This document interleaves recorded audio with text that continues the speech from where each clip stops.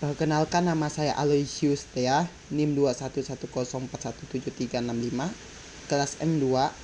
Saya akan membacakan hasil UTS perilaku konsumen. Yang pertama, apakah Anda aktif menonton video perilaku konsumen di Instagram Bapak? Saya lumayan aktif menonton video Bapak di IG. Saya menonton 2 video Bapak di IG mengenai perilaku konsumen. Topik video yang saya tonton, yang pertama konsumen behavior, yang kedua proses pengambilan keputusan konsumen. B. Apakah Anda memberi komentar terhadap video perilaku konsumen di Instagram Bapak? Saya memberi 2 komentar di video Bapak. Yang pertama, konsumen adalah pemakai barang atau jasa yang tersedia dalam masyarakat, baik bagi kepentingan diri sendiri, keluarga, orang lain, maupun makhluk hidup yang tidak umum diperdagangkan. Perilaku konsumen menurut Stipman dan Kanaug tahun 2010 ialah perilaku yang diperhatikan konsumen dalam mencari, membeli, menggunakan, mengevaluasi, dan menghabiskan produk dan jasa yang mereka harapkan akan memuaskan kebutuhan mereka.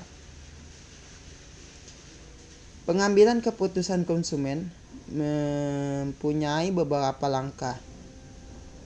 Need recognition adalah pengenalan kebutuhan yang muncul ketika konsumen menghadapi suatu masalah antara keadaan yang diinginkan dengan keadaan yang sebenarnya. Need recognition di sini dipengaruhi oleh beberapa faktor, yaitu waktu, situasi, produk, perbedaan individu, dan pemasaran. Pencarian informasi dilakukan ketika konsumen memandang kebutuhan tersebut bisa dipenuhi dengan membeli dan mengonsumsi suatu produk. Ada beberapa jenis. Internal, yaitu informasi dalam ingatan, dan eksternal, yaitu proses pencarian dalam hitungan. Pencarian informasi dipengaruhi oleh beberapa faktor, yaitu teori ekonomi informasi, model pengambilan keputusan, dan lain-lain. Evaluasi alternatif merupakan proses pengevaluasian pilihan produk dengan kriteria harga, merek, dan asal negara, sehingga konsumen dapat membeli produk sesuai dengan yang mereka inginkan. Manfaatnya adalah saya mengetahui proses pengambilan keputusan,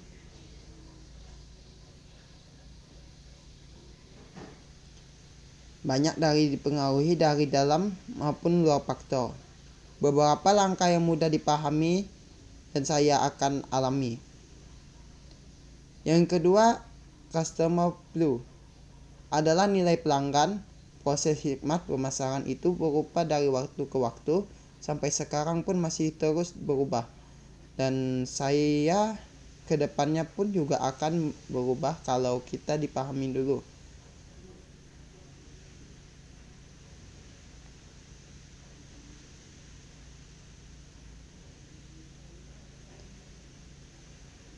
C. Manfaat apa yang Anda peroleh dari menonton video perilaku konsumen di Instagram Bapak? Manfaat yang saya dapatkan dari menonton video Bapak, saya menjadi lebih tahu tentang perilaku konsumen yang ada di sekarang, serta mempunyai kemampuan dalam meramal keinginan konsumen. Bagian B, berkenaan dengan teori konsumen.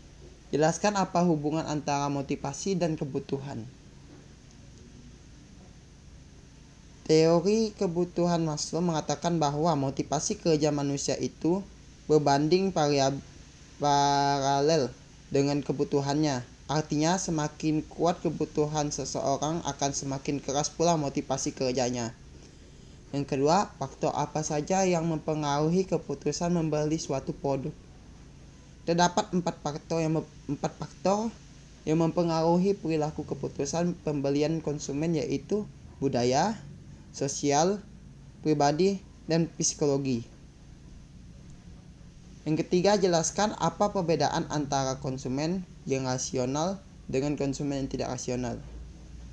Suatu pertimbangan membeli yang dilakukan konsumen dapat dikatakan irasional jika konsumen tersebut membeli barang tanpa dipikirkan kegunaannya. Dan suatu pertimbangan pembelian yang dilakukan konsumen dapat dikatakan rasional jika konsumen mempertimbangkan barang tersebut dapat memberikan kegunaan optimal bagi konsumen. Pertanyaan keempat,